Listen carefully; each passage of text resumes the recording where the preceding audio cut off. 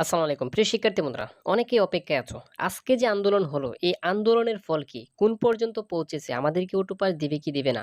নাকি বিকল্প পদ্ধতিতে পরীক্ষা নিবে? প্রিয় শিক্ষার্থী বন্ধুরা, যারা অপেক্ষায় ছিলা এই ভিডিওটার জন্য ধৈর্য সহকারে দেখতে থাকো। সকল আপডেট পাবা এই ভিডিওর মাধ্যমে। সর্বপ্রথম আমি বলে রাখি, আমি সারা বাংলাদেশে প্রায় আজকে ৭,০০০ স্টুডেন্ট গ্রুপের মধ্যে বের করেছি এবং তারা বাংলাদেশের প্রত্যেকটা স্থানে মিছিল, মিটিং, সমাবেশ করেছে। প্রিয় শিক্ষার্থী বন্ধুরা, আমি শুধুমাত্র তোমাদের স্বার্থে এই ব্যবস্থাটা করেছি, কারণ আমাকে অনেক শিক্ষার্থীরা রিকোয়েস্ট করছিল অনেক দিন ধরেই, প্রায় ১ সপ্তাহ যাবত আমাকে রিকোয়েস্ট যে স্যার আপনি কোনো একটা ব্যবস্থা করেন। অলরেডি আমরা বা বিশেষ করে আমি তোমাদেরকে নিয়ে এই উদ্যোগটা সফল হয়েছি।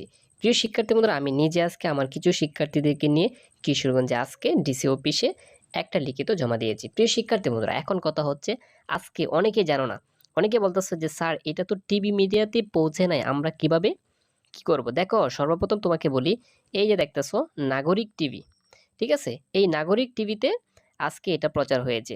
ঠিক আছে, আমি আরও দেখাচ্ছি কোন কোন চ্যানেলগুলোতে এগুলো প্রচার হয়েছে। এবং নাগরিক টিভিতে দেখো, যারা ফরিদপুর থেকে এইচএসসি পরীক্ষায়, সমাবেশে বা মানববন্ধনে অংশগ্রহণ করেছিল, তোমাদের ফেসগুলো কিন্তু দেখাচ্ছে এখানে। যারা ফরিদপুর থেকে আমার ভিডিওটা দেখছো, কমেন্ট বক্সে জানাবা যে স্যার আমি এখানে ছিলাম। তারপর দেখো আমার প্রিয় শিক্ষার্থী বন্ধুরা, এই ফেসগুলা কার একটু আমাকে বলে জানাও। দেখো, সবচেয়ে সুসংবাদ হচ্ছে চ্যানেল 24 আমাদের এই আন্দোলনের ভিডিও করেছে। ঠিক আছে, এটা আমাদের একটা সফলতা।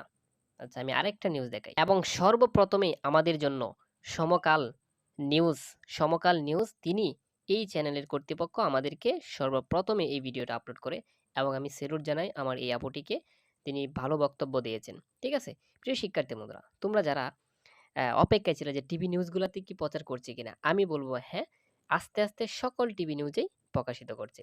ওটো পাস নয়, আমাদের এখন স্লোগান একটাই থাকবে, আমরা বিকল্প পদ্ধতিতে চাই, পরীক্ষা দিতে চাই না, কারণ আমার ভাই হসপিটালে, আমরা কেন পরীক্ষার হলে আমাদের একটাই স্লোগান। এবং আমরা এই দাবিগুলো উপস্থাপন করবো সুন্দরভাবে। যদি